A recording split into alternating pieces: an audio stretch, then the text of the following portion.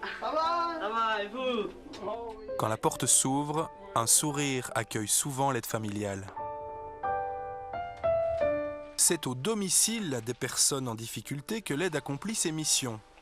En complémentarité avec la famille, le médecin, les infirmières, le kinésithérapeute, les gardes à domicile ou les aides ménagères.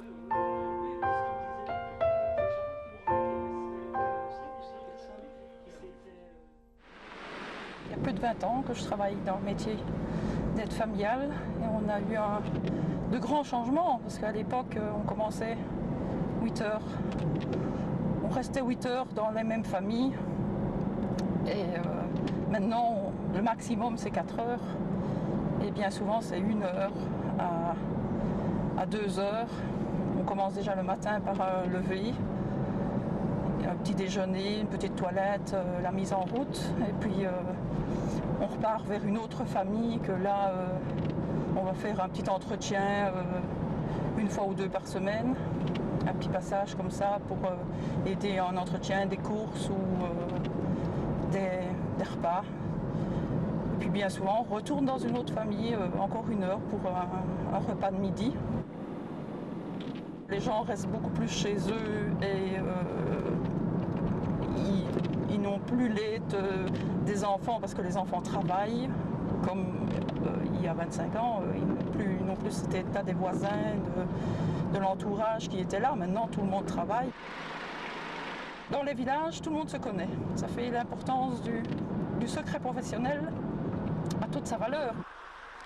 Ils sont là bien souvent avec leur tasse de café pour nous accueillir parce qu'ils ont besoin d'avoir une présence rassurante toutes les semaines pour faire leurs courses ou pour les aider dans leurs tâches administratives, ménagères. Les gens sont seuls chez eux et ils ont besoin de beaucoup d'écoute et beaucoup de petites attentions que nous apportons au maximum. On peut être appelé à tout moment pour une collègue qui est malade ou une rentrée d'hôpital. On a un cahier de coordination, on sait toujours ce que la collègue a fait parce qu'elle le note, on sait toujours l'évolution de la famille. Ça prend une grande part de notre travail et ça c'est vraiment le travail d'équipe.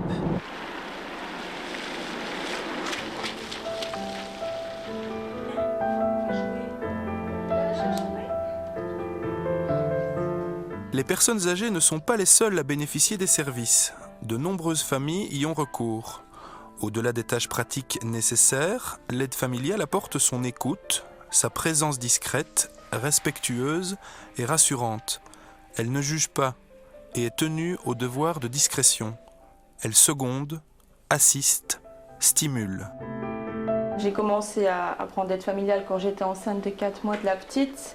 Parce que j'avais des contractions, je devais rester couchée, je ne savais plus rien faire. J'ai vraiment pu continuer ma grossesse sereinement, sans aucun problème. Un sourire, un petit mot gentil. J'ai certaines personnes de la famille qui étaient disposées à m'aider, mais bon, je sais bien qu'on ne peut pas leur demander ça non plus toutes les semaines. Donc je préférais prendre une aide familiale, c'est quand même beaucoup plus facile. Elles savent ce qu'elles font, hein. Elles ont l'habitude de tout. C'est un personnel qui est vraiment formé pour ça. Pour le travail, pour l'écoute, pour s'occuper des enfants. Il y a facilement une complicité qui s'installe. Respecter la personne, c'est de voir si elle le souhaite, si elle ne le souhaite pas. L'aide reçoit des formations régulières adaptées à l'évolution de notre société.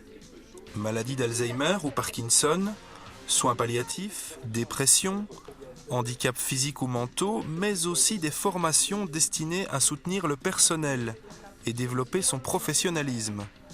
Entre les enfants, comment ça se passe? Ces approches sont indispensables pour accompagner au quotidien les familles, les personnes âgées, les parents en difficulté.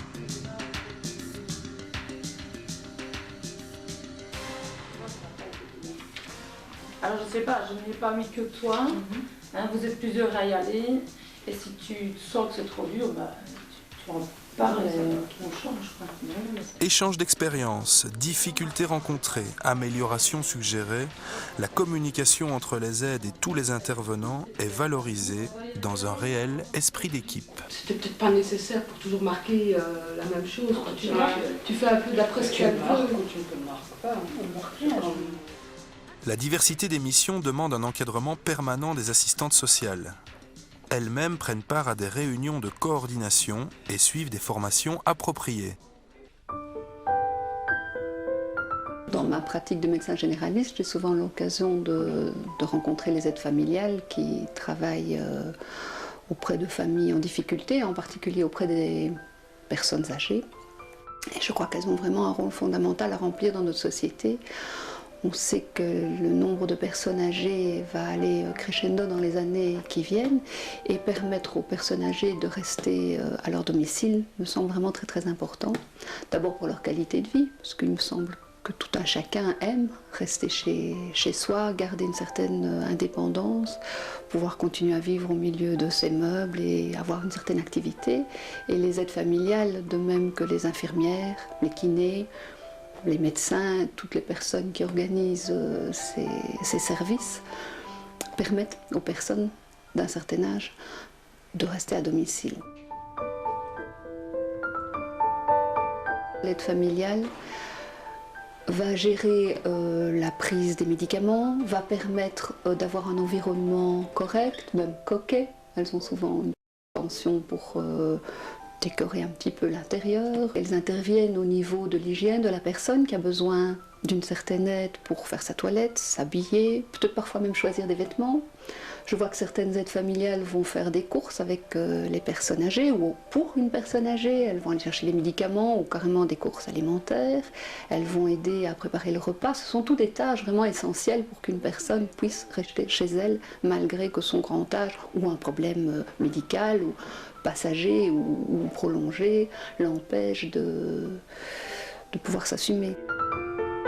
Lorsqu'elle parle des personnes dont elle s'occupe, on sent que ça compte beaucoup pour elles, qu'elles ont un attachement pour ces personnes. Ces aides familiales sont une véritable économie pour notre société. Et je suis étonnée que le service ne soit pas davantage développé, parce qu'en permettant à des personnes âgées de rester chez elles, alors qu'on sait que le nombre de maisons de repos est insuffisant, et qu'avec les années à venir, ces maisons de repos manqueront cruellement, il est vraiment fondamental qu'on puisse organiser un maintien à demeure des personnes du troisième âge. Et l'aide familiale est un petit investissement pour un grand rapport. Je suis très content de mes aides familiales. Ça, ils sont tous formidables. On va boire une bonne jatte, Émile. Moi, j'étais l'infirmière qui venait tous les jours. Émile est ici, est malade depuis plus de 6 ans. Il vit chez son fils qui est agriculteur, donc qui a une journée très occupée. Et au décès de son épouse, s'est posé le gros problème, qu'est-ce qu'on va faire? Est-ce qu'on sait le garder ici? Seul, moi je ne sais pas assumer tous les soins, donc il fallait surtout quelqu'un au moment des soins d'hygiène, donc le matin pour la toilette et le soir pour la remise au lit. Et puis on a tout mis en place. 2 heures qu'elle vienne près de vous tous les jours, plus le soir, 1 heure, pour aider pour la toilette. Pour lui, c'est fort important aussi, parce qu'il vous connaît maintenant. Vous le connaissez un peu mieux, me dire quand ça ne va pas. Si vous arrivez avant moi et que ça ne va pas, tout de suite je le sais. Pour Marc, ça a été vraiment un soulagement. Je crois que lui, son plus grand désir, c'était de le garder ici. Mais avec ce qu'il fait, c'est pas possible. Le travail des aides familiales est complété naturellement par celui des gardes à domicile, qui assurent une aide spécifique à la personne, en complémentarité avec son entourage. On vous a déjà dit, on vous a annoncé que j'allais venir près de vous cet après-midi. L'équipe des aides ménagères titre-service assure l'entretien seul de l'habitation. C'est un rôle de prévention en aidant les personnes à maintenir l'hygiène et l'ordre de leur maison.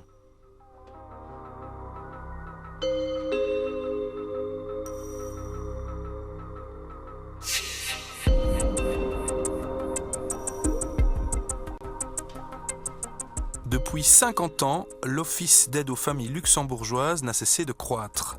Ses 185 membres sont attentifs au bien-être des personnes.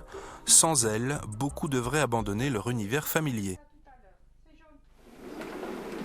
Voilà.